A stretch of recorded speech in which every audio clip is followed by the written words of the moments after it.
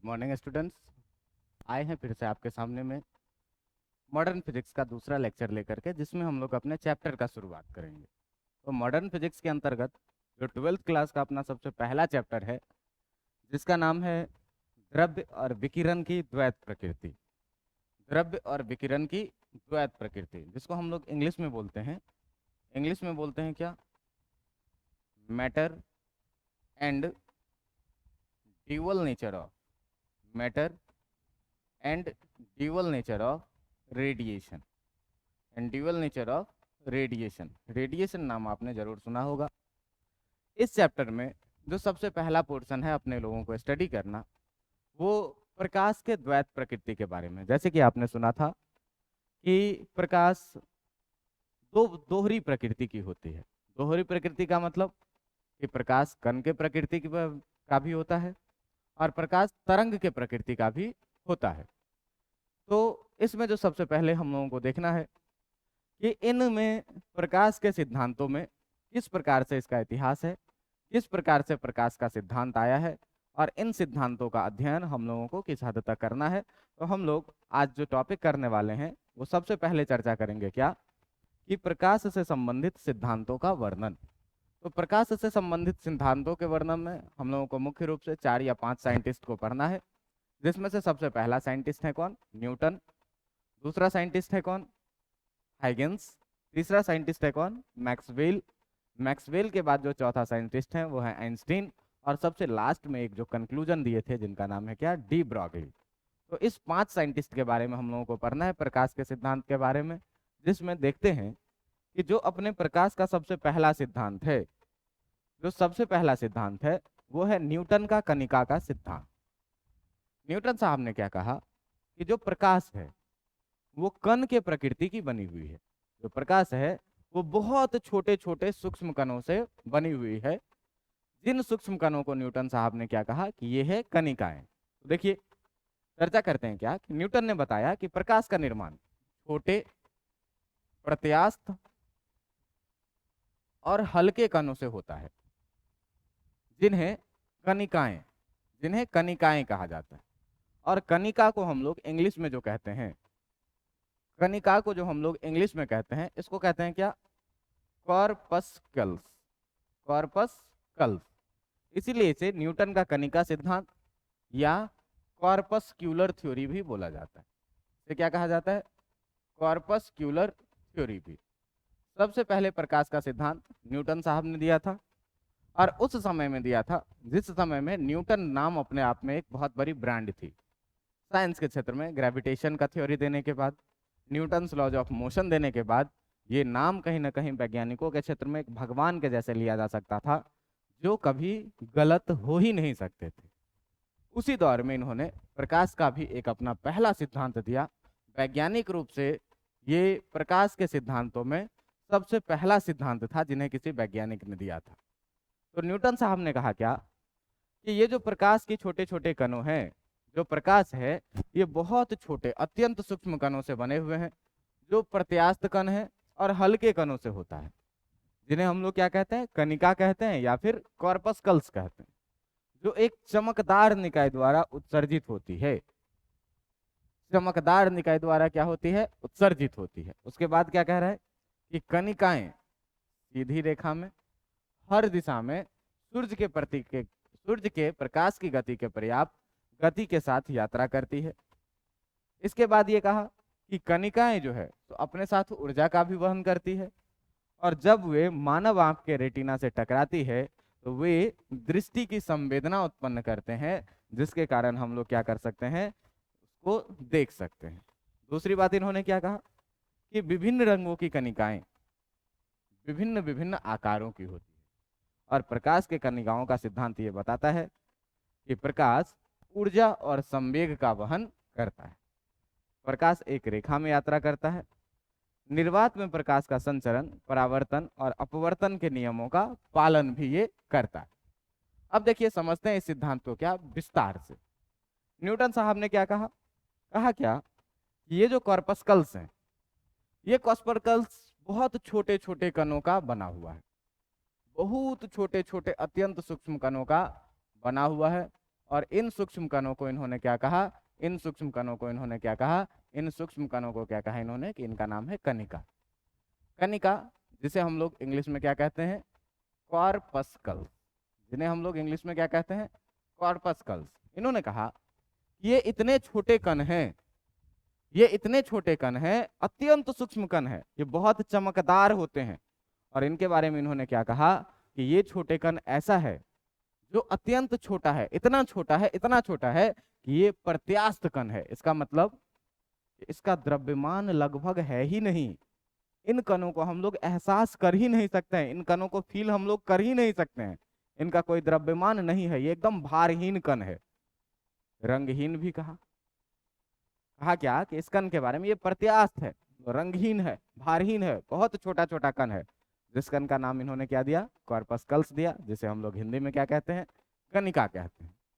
अब इन के बारे में इन्होंने क्या कहा कि ये जो कण है ये सीधी रेखाओं में गमन करती है और अपने साथ ऊर्जा का भी संचरण करती है और अपने साथ संवेग के संरक्षण का भी ये पालन करती है। लेकिन दुर्भाग्य ये हुआ कि न्यूटन के कणिका सिद्धांत के द्वारा केवल 3 भौतिक घटनाओं का, प्रकाशिक घटनाओं का प्रूफ दिया जा सका, जिन प्रूफों में जो सबसे पहला था वो था क्या, प्रकाश का परावर्तन या प्रकाश का रैखिक संचरण, प्रकाश का रैखिक संचरण। इन्होंने क्या कहा इसमें, इन्होंने इसमें कहा क्या कि जो कणिकाएं हैं वो कणिकाएं अत्यंत सूक्ष्म कणों के जैसे हैं और एक के पीछे एक चलती हैं, इस प्रकार से कि ये कणिकाएं एक दूसरे से क्या होती है, सीधी रेखाओं में ये गमन करती है। ये छोटी छोटी कणिकाएं हैं और इस सारे कणिकाओं के बारे में इन्होंने क्या कहा कि ये सभी दिशाओं में सीधी रेखाओं में ये गमन करती है इस प्रकार से। तो कण के बारे में हम लोग मान सकते हैं ये बात क्या कि ये सीधी रेखा में कुछ इस तरह से गमन कर सकती है, हर एक कणिका सीधी रेखा में कुछ इस तरीके से ये गमन कर सकती है, एक जगह से दूसरे जगह तक जा सकती है। इस प्रकार हम ये मान लेंगे कि न्यूटन अपने सिद्धांत द्वारा क्या किए, कणिका के सिद्धांत द्वारा यह बात सिद्ध कर चुके थे क्या कि प्रकाश रैखिक गति करती है, अर्थात सीधी रेखा में गमन करती है। प्रकाश को कण अगर माने तो हर एक कण के पीछे एक कण चलती है और सूर्य के प्रकाश की दिशा चमकदार दिशा में ये क्या होती है, एक सीधी रेखा में गमन करती है। सीधी रेखा में गमन करते कैसे, एक कण के पीछे दूसरा कण, दूसरे के पीछे तीसरा, तीसरे के पीछे चौथा, एक लाइन में ये चलती है और इस प्रकार से क्या होती है कि प्रकाश एक सीधी रेखा में गमन करती है। दूसरे घटनाओं का इन्होंने क्या किया कि इसके द्वारा इन्होंने जो दूसरे घटना का प्रूफ किया, वो दूसरा घटना था क्या इनका, प्रकाश का परावर्तन। अब ये प्रकाश के परावर्तन में इन्होंने क्या कहा, तो प्रकाश के परावर्तन में इन्होंने क्या कहा, तो देखिए परावर्तन का आप लोग जो परिभाषा पढ़े होंगे तो आप लोग जानते होंगे क्या कि जब प्रकाश की किरण एक माध्यम से चलकर, यह है क्या आपका माध्यम एक, दूसरे माध्यम से टकराती है, यह है क्या आपका कोई सा दूसरा माध्यम, और पुनः पहले माध्यम में वापस लौट जाने की घटना, ये क्या कहलाती है, प्रकाश का परावर्तन। मान लीजिए कि यदि प्रकाश कण है, एक बॉल है, तो बॉल को हम लोग जब एक माध्यम से दूसरे माध्यम में टकराते हैं तो वो बाउंस बैक होता है, और यही बाउंसिंग बैक ऑफ लाइट जो है वो क्या कहलाता है, प्रकाश का परावर्तन कहलाता है। कि प्रकाश एक माध्यम से चलेगी, किसके रूप में, तो कण के रूप में चलेगी। प्रकाश एक माध्यम से चलेगी कण के रूप में, चलते चलते आएगी सीधी रेखा में, और सीधी रेखा में चलते चलते ये जब आएगी कणिका के रूप में, तो कणिका के रूप में आते आते किसी दूसरे माध्यम के सतह के साथ ये क्या होगी, टकरा जाएगी, और टकराने के बाद फिर ये इस तरह से कुछ कण के रूप में ही वापस हो जाएगी। ठीक है भाई, यही घटना तो प्रकाश का परावर्तन कहलाता है। इस प्रकाश एक माध्यम से आई, दूसरे माध्यम से टकराई, और फिर पहले माध्यम में क्या हुई, वापस लौट गई। प्रकाश की इसी घटना को हम लोग क्या कहते हैं, प्रकाश का परावर्तन कहते हैं। तो न्यूटन ने अपने कॉर्पस्क्यूलर के थ्योरी के द्वारा जो पहला प्रूफ दिया, वो पहला प्रूफ क्या दिया कि प्रकाश सीधी रेखा में गमन करती है, अर्थात रैखिक संचरण करती है, एक कण के पीछे दूसरा, दूसरे के पीछे तीसरा, तीसरे के पीछे चौथा, चौथे के पीछे पांचवा, इस तरह से एक सीधी रेखा में गमन करेगी। दूसरी बात ये कि जो प्रकाश के परावर्तन का नियम है, प्रकाश के परावर्तन का क्या आप समझते हैं कि प्रकाश एक माध्यम से आई, दूसरे माध्यम में टकराई, और फिर पहले माध्यम में वापस लौट गए। इसी घटना को हम लोग क्या कहते हैं? प्रकाश का परावर्तन। शॉर्टकट में आप लोग पढ़िएगा क्या कि बाउंसिंग बैक ऑफ लाइट, कि प्रकाश का एक सतह पर टकराना और पुनः दूसरे माध्यम में चले जाना, टकरा करके वापस लौट जाना, इसी घटना को हम लोग क्या कहते हैं? प्रकाश का परावर्तन। तो क्रिकेट खेलते हैं तो बॉल को ऐसे टप्पा मारते हैं, तो जब सतह से टकराती है तो फिर वापस लौटती है। तो अगर ये कण है, प्रकाश अगर कण है, तो कण आएगा, एक सतह से टकराएगा और बॉल की भांति ही ये क्या होगा? दूसरे माध्यम में फिर से वापस लौट जाएगा। और इस तरह से इन्होंने क्या कहा? इस तरह से इन्होंने ये कहा कि जो प्रकाश है वो क्या कर सकती है? प्रकाश जो है वो परावर्तन भी करती है। जो तीसरा प्रूफ इन्होंने दिया, जो तीसरे घटना का इन्होंने प्रूफ दिया, ये था क्या? प्रकाश का अपवर्तन। अब ये प्रकाश का अपवर्तन क्या होता है? ये प्रकाश का अपवर्तन है क्या कि प्रकाश की किरण एक माध्यम से आएगी और जब दूसरे माध्यम में प्रवेश करेगी तो उसके दिशा में क्या होगा? एक चेंज आ जाएगा, उसकी दिशा परिवर्तित हो जाएगी। प्रकाश की ऐसी घटना को हम लोग क्या कहते हैं? प्रकाश का अपवर्तन कहते हैं।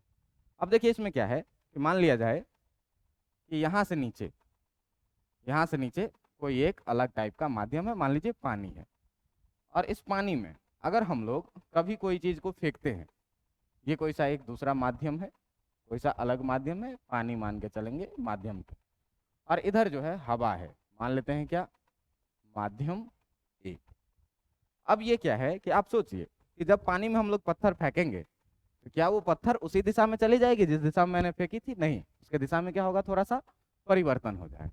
इन्होंने इसके द्वारा ये भी कहा क्या कि जब प्रकाश की किरण आएगी इसके रूप में, कणिका के रूप, कणिका के रूप में जब सतह से ये टकराएगी तो सतह से टकराने के बाद जब दूसरे माध्यम में प्रवेश करेगी तो इसके दिशा में क्या होगा? परिवर्तन हो जाएगा। इसके दिशा में क्या होगा? परिवर्तन हो जाएगा। और दिशा में परिवर्तन हो जाएगा, यह कर करके इन्होंने क्या कहा कि ये न्यूटन के कणिका सिद्धांत से प्रकाश के अपवर्तन का भी क्या किया? सैद्धांतिक वर्णन दे दिया, अर्थात इसको सिद्ध कर दिया गया।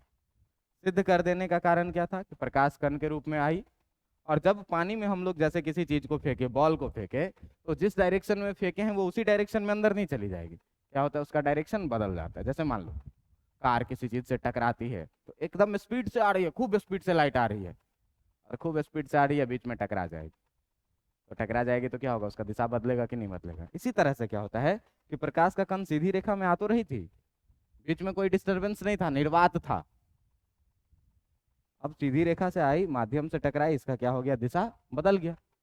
और इसी दिशा बदलने की घटना को हम लोग क्या कहते हैं? प्रकाश का परावर्तन नहीं, अपवर्तन कहते हैं। तो अपवर्तन जब यही है तो इस अपवर्तन को भी इन्होंने क्या किया? कणिका के सिद्धांत द्वारा सिद्ध कर लिया गया। लेकिन देखा क्या गया कि प्रकाश के कणिकाओं के सिद्धांत के द्वारा प्रकाश की और भी बहुत सारी घटनाएं हैं, जैसे व्यतिकरण है, विवर्तन है और ध्रुवीकरण है, पोलराइजेशन है। इन सारे घटनाओं को समझाने में न्यूटन साहब क्या रहे? विफल रहे। लेकिन बस एक न्यूटन साहब का नाम था उस समय में इस सिद्धांत के पीछे। ये सिद्धांत बहुत दिनों तक राज किया, किसी भी दूसरे साइंटिस्ट की हिम्मत नहीं होती थी कि इस सिद्धांत को काट सके। बहुत दिनों तक इस सिद्धांत के चलने के बाद लोगों के मन में ये सवाल उठने लगा कि अर्थात कोई भी कण आखिरकार द्रव्यमान रहित कैसे हो सकता है? कोई भी कण प्रत्यास्थ कैसे हो सकता है जिसका कोई द्रव्यमान ही ना हो, कोई रंग ही ना हो?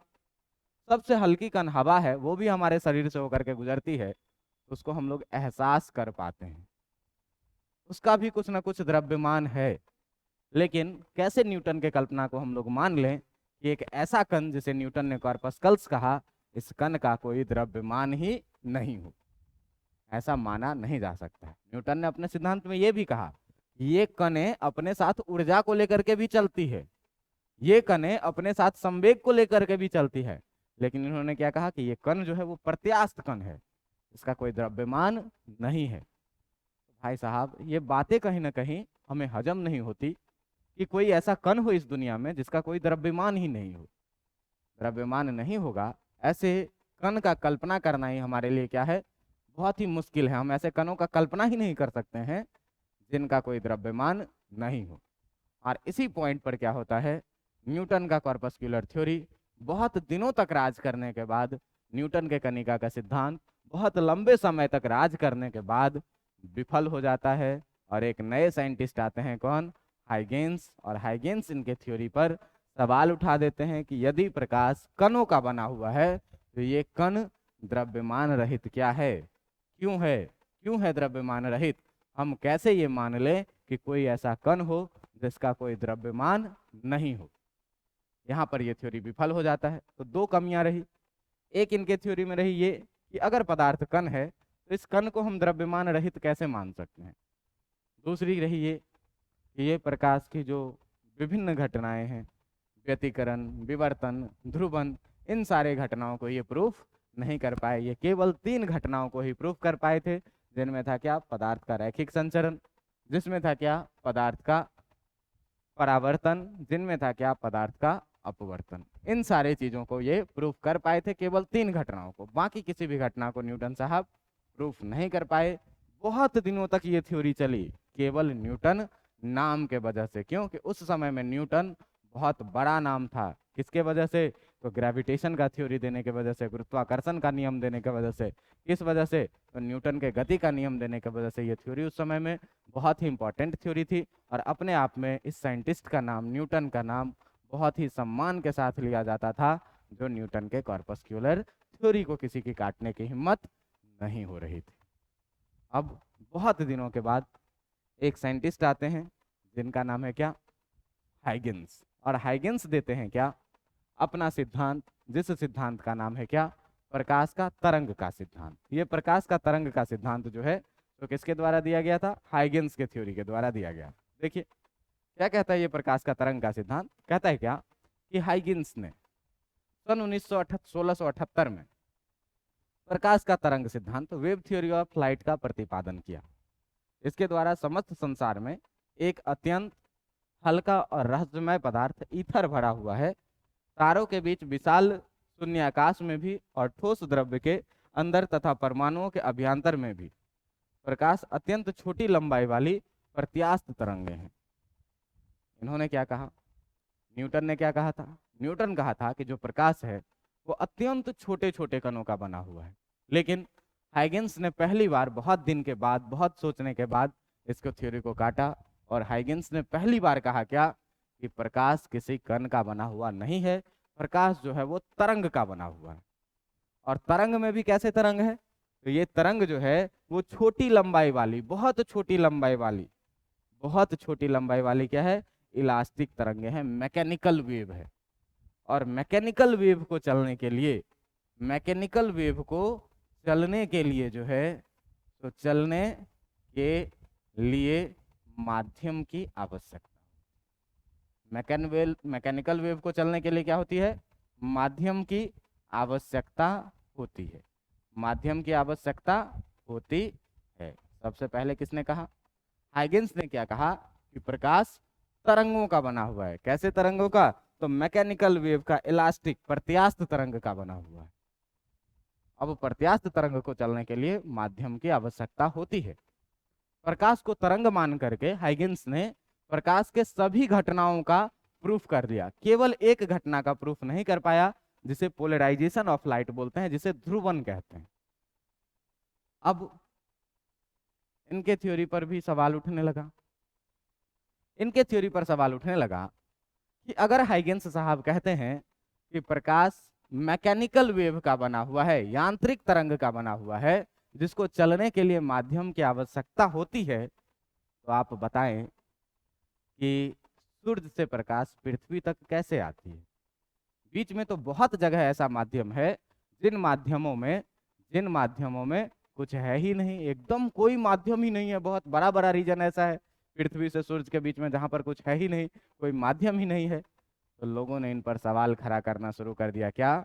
लोगों ने इन पर सवाल खड़ा करना शुरू कर दिया क्या कि बताइए कि आप कहते हैं कि यदि प्रकाश यांत्रिक तरंगों का बना हुआ है तो फिर सूर्य से प्रकाश पृथ्वी तक कैसे पहुंच पाती है? बीच में तो बहुत सारा ऐसा स्थान है जहां पर कोई माध्यम की उपस्थिति नहीं है। इस क्वेश्चन के जवाब में हाइगेंस ने कहा क्या? इस संपूर्ण ब्रह्मांड में एक अत्यंत हल्का, रंगहीन, गंधहीन माध्यम उपलब्ध है। इस संपूर्ण ब्रह्मांड में क्या है, एक बहुत ही हल्का, रंगहीन और गंधहीन माध्यम उपलब्ध है, जिसको इन्होंने क्या नाम दिया, जिसका नाम इन्होंने दिया क्या, ईथर। ये ईथर केमिस्ट्री वाला ईथर नहीं है, एक माध्यम का नाम है, जिसका नाम हाइगेंस ने क्या दिया था, ईथर दिया था। अब भाई साहब इसके बारे में इसने क्या कहा, ये भारहीन माध्यम है, रंगहीन माध्यम है, जिसे इंसान अनुभव ही नहीं कर सकता है। तो बताइए कि कोई भी माध्यम है उसको हम अपने अनुभव के आधार पर ही तो पहुंचाते हैं, पहचानते हैं अनुभव के आधार पर ही। हवा में है तो हवा की हमको अनुभव अलग तरह की आती है। हम अगर पानी में चले जाते हैं तो पानी में हमको अनुभव एक अलग तरह की होती है। अगर हमको मिट्टी में गाड़ दिया जाए तो उस माध्यम में हमको अनुभव एक अलग तरह की होती है। तो भाई साहब हम कैसे मान लें कि एक ऐसा माध्यम जिसको हम अनुभव ही नहीं कर सकें? क्यों? हमारे पास कोई भी माध्यम है तो उस माध्यम का एक विशेष प्रकार का अनुभव है। तो जब तक हम माध्यम को अनुभव नहीं करेंगे तब तक हम कैसे मान लेंगे कि इस दुनिया में कोई एक ऐसी भी माध्यम है जिसे हम अनुभव ही नहीं कर सकते? जिसको अनुभव ही नहीं कर पाए वो माध्यम का। भाई पानी को अनुभव करते हैं तो पता चलता है कि पानी एक माध्यम है। हवा को अनुभव करते हैं तो पता चलता है कि हवा एक माध्यम है। इसी तरीके से अन्य माध्यमों को भी हम अनुभव के आधार पर ही आइडेंटिफाई करते हैं कि ये सॉलिड है, ये लिक्विड है, ये गैस है। लेकिन हाइगेंस साहब क्या कह रहे हैं अपने प्रश्न के जवाब में, जब फंस रहे हैं तो ये अपने एक झूठ को छुपाने के लिए एक दूसरा झूठ क्या ला रहे हैं, इस पूरे ब्रह्मांड में एक माध्यम है जिसका नाम क्या है, ईथर।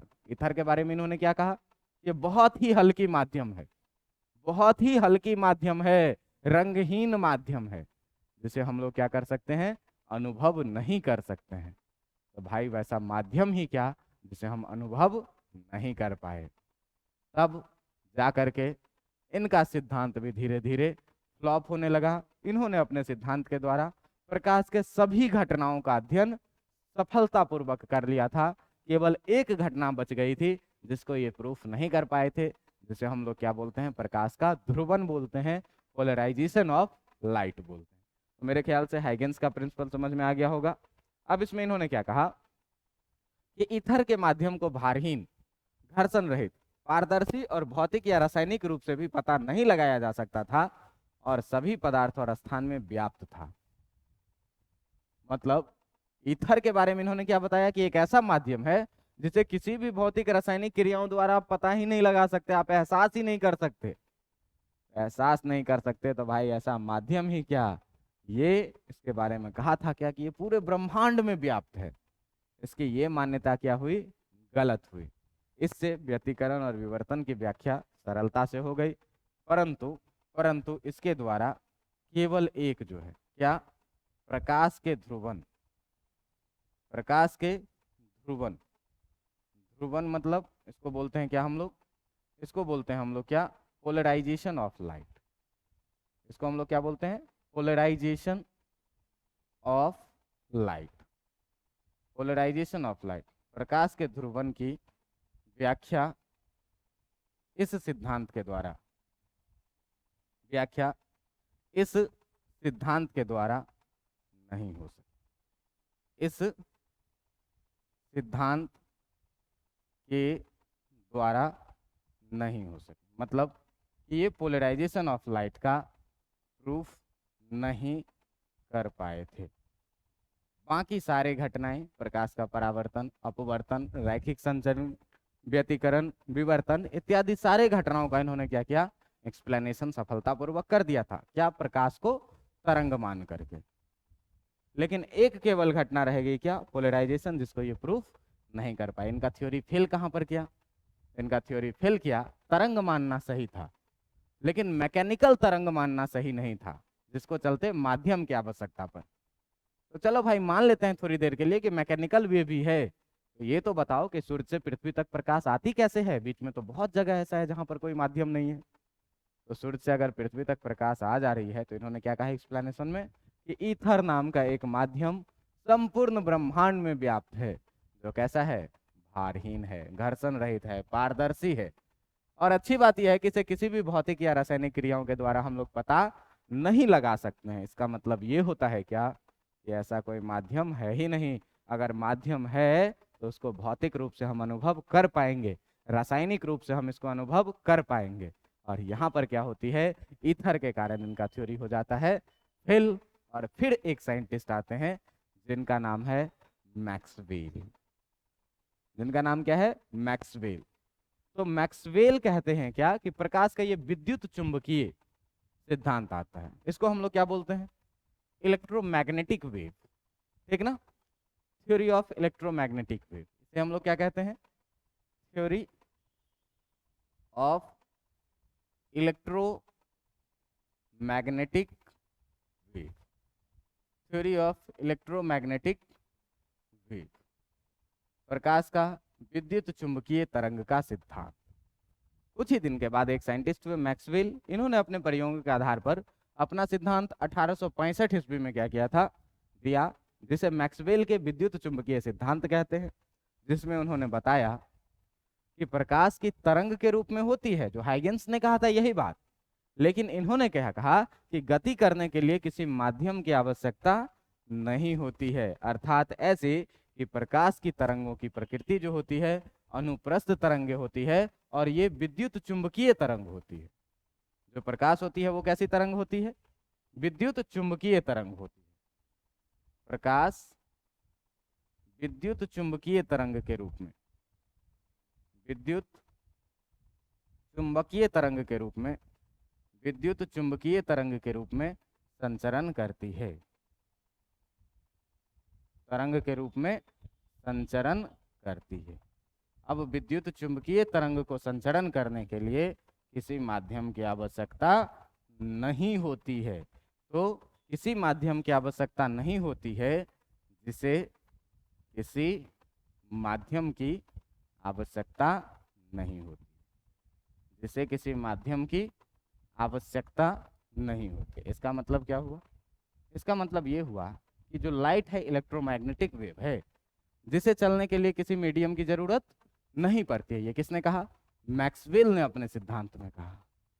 अब हाइगेंस का बात कहीं ना कहीं हमको झूठ लग रहा है और मैक्सवेल का बात अधिक सच लग रहा है। क्यों कि हाइगेंस ने जो ईथर वाला कॉन्सेप्ट दिया था, ईथर वाला माध्यम का कॉन्सेप्ट दिया था, वो इन्होंने क्या कहा कि रंगहीन भारहीन माध्यम है, जिसे अनुभव ही नहीं कर पाए, वो माध्यम क्या फेल हो गया।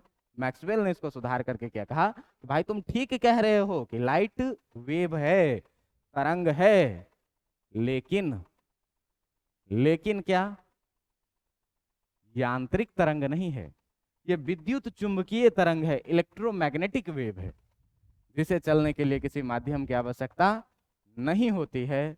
और मैक्सवेल ने भी अपने प्रयोगों द्वारा केवल ध्रुवन को छोड़ करके प्रकाश से संबंधित सभी घटनाओं का व्याख्या कर दिया गया था। इन प्रयोगों के बाद मैक्सवेल के अनुसार प्रकाश को तरंग मान करके प्रकाश के घटनाओं जैसे परावर्तन, अपवर्तन, ध्रुवन, विवर्तन आदि घटनाओं की व्याख्या कर दी गई। नहीं, इसमें एक गलत लिखा हुआ, ये ध्रुवन का व्याख्या ये नहीं कर पाया था।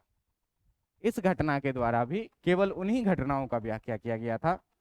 प्रकाश के ध्रुवन का, प्रकाश के ध्रुवन का व्याख्या इस सिद्धांत के द्वारा नहीं हो सकती, व्याख्या इस सिद्धांत के द्वारा नहीं हो सकती, इस सिद्धांत के द्वारा नहीं हो सकती।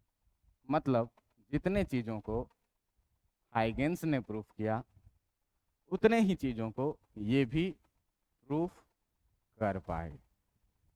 तो भाई साहब, विज्ञान की एक प्रकृति है कि अगर कहीं पर त्रुटि रह जाए और कोई वो त्रुटि दिखा दे, तो विज्ञान को सहर्ष वो गलतियां एहसास होती है और स्वीकार ही होती है। जब मैक्सवेल साहब ने कहा कि प्रकाश यांत्रिक तरंग नहीं है, प्रकाश विद्युत चुंबकीय तरंग है, तो हाइगेंस साहब ने इसको सहर्ष स्वीकार लिया। लेकिन फिर भी हम लोगों को जब पढ़ना है ऑप्टिक्स में, वेव ऑप्टिक्स, तो इसमें हमको हाइगेंस के बारे में ही पढ़ना है। क्यों कि प्रकाश की बहुत सारी घटनाओं को तरंग मान करके अध्ययन किया गया, और तरंग का कॉन्सेप्ट सबसे पहले अगर किसी ने दिया था, प्रकाश के तरंग होने का कॉन्सेप्ट, तो वो किसने दिया था, हाइगेंस ने दिया था। इन्होंने अपने सिद्धांत में पहली बार कहा था क्या कि प्रकाश कण नहीं है, तरंग है।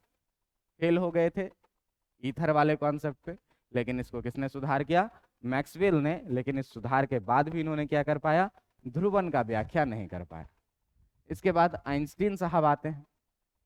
आइंस्टीन साहब कहते हैं कि ना प्रकाश कण है ना प्रकाश तरंग है, प्रकाश क्या है, ऊर्जा के रूप में संचरण करती है, छोटे छोटे ऊर्जा के पैकेट के रूप में संचरण करती है, जिसे इन्होंने क्या कहा, नाम दिया इसका फोटोन, और इसी फोटोन के पैकेट के रूप में संचरण करती है।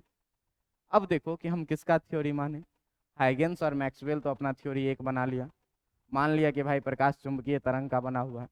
न्यूटन साहब क्या कह रहे हैं, कण का बना हुआ है। मैक्सवेल और हाइगेंस क्या कह रहा है, तरंग का बना हुआ है।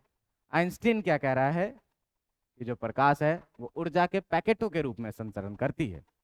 लेकिन इन सारे चीज़ों के बीच में जो हम फंसते हैं, वो हम फंसते हैं कहाँ पर, कि हम किसका थ्योरी माने। तो यहाँ एक साइंटिस्ट आते हैं जिनका नाम है क्या, डी ब्रॉगली। जिनका नाम है क्या, डी ब्रॉगली। और ये जो है तो क्या करते हैं, इस सारे सिद्धांतों को मिला करके अपना एक सिद्धांत बनाते हैं, जिस सिद्धांत में ये सबसे पहला लाइन क्या करती है कि प्रकाश के किसी भी घटनाओं को किसी एक सिद्धांत के आधार पर व्याख्या संभव नहीं है। कणिका मान करके भी न्यूटन ने 3 घटनाओं को प्रूफ किया था, तरंग मान करके भी हाइगेंस और मैक्सवेल ने बहुत सारी घटनाओं को प्रूफ किया था, लेकिन फिर भी एक घटना बच रही थी जिसको प्रूफ किसी ने नहीं कर पाया था, जो था क्या, प्रकाश का ध्रुवन। और आइंस्टीन ने प्रकाश का ध्रुवन समझा करके, आइंस्टीन ने प्रकाश को ऊर्जा का पैकेट मान करके, जो कोई नहीं कर पाया था प्रकाश के ध्रुवन को प्रूफ, उसे क्या किया, इसने प्रूफ करके दिखा दिया। और इस हिसाब से प्रकाश की सारे घटनाएं प्रूफ हो गई, अलग अलग घटनाओं के द्वारा प्रूफ हुई। तो जो डी ब्रॉगली आया वो क्या कहा, कि कहा क्या कि प्रकाश के सभी घटनाओं को किसी एक सिद्धांत के आधार पर व्याख्या संभव नहीं है। मतलब आप ना तो कण मान करके सारे सिद्धांतों का व्याख्या कर सकते हैं, ना तो तरंग मान करके सारे व्याख्याओं का कर सकते हैं, सारे घटनाओं का व्याख्या, और ना ही आप ऊर्जा का पैकेट मान करके सारे घटनाओं का अध्ययन आप नहीं कर सकते हैं। प्रकाश के अलग अलग घटनाओं का अध्ययन करने के लिए आपको अलग अलग व्याख्याओं का सहारा लेना पड़ेगा, जिसमें अगर आपको रैखिक संचरण प्रूफ करना है, अगर आपको परावर्तन प्रूफ करना है, अगर आपको अपवर्तन पढ़ना है, उसमें आपको पढ़ना पड़ेगा क्या, प्रकाश को कण के रूप में पढ़ना पड़ेगा, जहां पर न्यूटन के कणिका का सिद्धांत चलेगा। अगर आपको प्रकाश का व्यतिकरण का करना है, यदि आपको प्रकाश का व्यतिकरण करना है, यदि आपको विवर्तन को प्रूफ करना है, तो इसके लिए आपको क्या करना पड़ेगा, पदार्थ को इलेक्ट्रोमैग्नेटिक वेव मानना पड़ेगा। और यदि आपको ध्रुवन को प्रूफ करना है, जिसे अभी तक कोई नहीं कर पाया, तो आपको आइंस्टीन का थ्योरी पढ़ना है। मैं यहाँ पर लिखा नहीं हूँ क्योंकि इसके बारे में हम लोगों को आगे पूरा का पूरा पढ़ना ही है, इसी टॉपिक पर हम लोगों का चैप्टर ही चलना है। तो आपको क्या करना पड़ेगा, प्रकाश को ऊर्जा भी मानना पड़ेगा, किसके लिए, ध्रुवन को प्रूफ करने के लिए। इस प्रकार से हम प्रकाश के घटनाओं को 2 भागों में बांटते हैं। तो डी ब्रॉगली साहब आए और डी ब्रॉगली साहब ने क्या कहा, डी ब्रॉगली साहब ने क्या कहा कि प्रकाश के किसी भी घटना को हम एक थ्योरी के द्वारा प्रूफ कर ही नहीं सकते हैं। कुछ घटनाओं को कण मान करके प्रूफ किया जा सकता है, और कुछ घटनाओं को क्या किया जा सकता है, तरंग मान करके प्रूफ किया जा सकता है। इसका मतलब ये है कि प्रकाश की जो प्रकृति है वो कैसी प्रकृति है, द्वैत प्रकृति है, ड्यूअल नेचर है, जिसमें कुछ घटनाएं प्रकाश को तरंग मानी जाती है और कुछ घटनाएं प्रकाश को कण मान करके सिद्ध की जाती है। कुछ घटनाओं को ऊर्जा के रूप में भी सिद्ध किया जाता है। तो अगर प्रकाश का परिभाषा बनाने के लिए हमको बोला जाए, तो डी ब्रॉगली साहब ने क्या किया था, तो डी ब्रॉगली साहब ने क्या कहा था, तो डी ब्रॉगली साहब ने क्या था, क्या प्रकाश के बारे में इन्होंने कहा था, क्या प्रकाश के बारे में इन्होंने कहा, प्रकाश के बारे में इन्होंने क्या कहा, कहा कि प्रकाश ऊर्जा का एक स्वरूप है। सबसे पहला लाइन यही पढ़ते हैं हम लोग, प्रकाश क्या है, ऊर्जा का एक रूप है। अब जैसे ही ऊर्जा कहा, आइंस्टीन साहब खुश हो गए, चलो भाई मेरा बात रह गया। दूसरी लाइन इन्होंने क्या कहा, दूसरी लाइन इन्होंने क्या कहा, क्या कि प्रकाश की द्वैत प्रकृति होती है। क्या कहा कि प्रकाश की कैसी प्रकृति होती है, द्वैत प्रकृति होती है। कैसी कैसी प्रकृति, तो इस द्वैत प्रकृति में इन्होंने जो पहला कहा, इन्होंने ये कहा कि पहला, कि जो प्रकाश होगी वो कैसे होगी, कण के रूप में होगी, प्रकाश कण के रूप में होगी। और दूसरी प्रकृति में इन्होंने क्या कहा कि जो आपका प्रकाश होगा वो प्रकाश कैसा होगा, तरंग के रूप में होगा। प्रकाश कैसा होगा, तरंग के रूप में होगा, प्रकाश तरंग के रूप में होगी। अब तीनों खुश, प्रकाश तरंग के रूप में कहा गया मैक्सवेल और हैगेंस खुश, और प्रकाश कण के रूप में कहा गया न्यूटन भी खुश। मतलब सारी बातें इसके अंतर्गत में आ गई। ये कहानी किसने की, तो ये जो कहानी दी थी, ये कहानी किसने दी थी, डी ब्रॉगली ने। और इसने कहा क्या, इसने कहा क्या अपने सिद्धांत में, कहा क्या कि एक समय में, एक समय में, एक समय में हम प्रकाश के एक ही प्रकृति का अध्ययन करते हैं, प्रकाश के एक ही प्रकृति का अध्ययन करते हैं, एक ही प्रकृति का अध्ययन करते हैं, एक ही प्रकृति का अध्ययन करते हैं। यदि कण का अध्ययन करते हैं, यदि कण का अध्ययन करते हैं तो तरंग का नहीं, करते हैं तो तरंग का नहीं, और यदि तरंग का करते हैं, और यदि तरंग का करते हैं, तरंग का करते हैं तो कण का नहीं कर, तो कण का नहीं। इस प्रकार से डी ब्रॉगली ने क्या कहा कि कहा कि प्रकाश ऊर्जा का एक स्वरूप है जिसकी द्वैत प्रकृति होती है। कैसे, कण की प्रकृति भी और तरंग की प्रकृति भी। लेकिन इसने ये भी कहा कि एक समय में हम प्रकाश के प्रकृति का एक ही अध्ययन करेंगे, या तो कण का अध्ययन करेंगे या तो तरंग का अध्ययन करेंगे, दोनों को एक साथ नहीं करेंगे। तो प्रकाश के कण का यदि अध्ययन करेंगे तो तरंग का अध्ययन नहीं करेंगे, और यदि तरंग का अध्ययन करेंगे तो हम लोग कण के प्रकृति का अध्ययन नहीं करेंगे। इस प्रकार से प्रकाश दो भागों में बढ़ता है, एक कण का अध्ययन किया जाता है और एक तरंग का अध्ययन किया जाता है। तो इस प्रकार से जो है तो आप देखेंगे कि आपके ऑप्टिक्स में भी जो है तो प्रकाश का दो भाग बनता है। प्रकाशिकी का, प्रकाशिकी का कितना भाग बनता है, दो भाग। यही चीज एक बार वेव ऑप्टिक्स पढ़ाते समय भी पढ़ाया जाता है। ऑप्टिक्स का दो भाग बनता है, प्रकाशिकी यानी कि ऑप्टिक्स, ऑप्टिक्स का दो भाग बनता है। एक बनता है क्या, जिसको आप बोलते हैं रे ऑप्टिक्स, जिसको आप क्या बोलते हैं, रे ऑप्टिक्स, जिसको हम लोग हिंदी में क्या बोलते हैं, किरण प्रकाशिकी, किरण प्रकाशिकी। और एक को बोलते हैं हम लोग क्या, वेव ऑप्टिक्स। जैसे आप क्या कहते हैं, तरंग प्रकाशिकी, तरंग प्रकाशिकी। देखो 10वीं क्लास में हम लोग ऑप्टिक्स पढ़े थे, लेकिन उसमें केवल ये पढ़े थे कि प्रकाश का रैखिक संचरण होता है, परावर्तन होता है और अपवर्तन होता है, मतलब कण मान करके पढ़े थे। तो किरण प्रकाशिकी में ये सारी चीजें पढ़े। इसमें क्या है, प्रकाश के, प्रकाश के कण के रूप का अध्ययन किया जाता है। इसमें क्या करना है हमको, प्रकाश के कण के रूप में अध्ययन करना है, किया जाता है किसमें, किरण प्रकाशिकी में। और तरंग प्रकाशिकी में ये क्या कहता है कि प्रकाश को, प्रकाश को तरंग के रूप में अध्ययन किया जाता है, प्रकाश को तरंग के रूप में अध्ययन किया जाता है। अब देखिए कि 10वीं क्लास में जो हम लोग पढ़े थे तो कण के रूप में प्रकाश को मान करके तो केवल 3 ही घटनाओं को प्रूफ किया गया था। 3 घटनाओं में क्या क्या था, तो इन 3 घटनाओं में जो पहली घटनाएं थी ये थी क्या, प्रकाश का रैखिक संचरण। क्या था प्रकाश का रैखिक संचरण।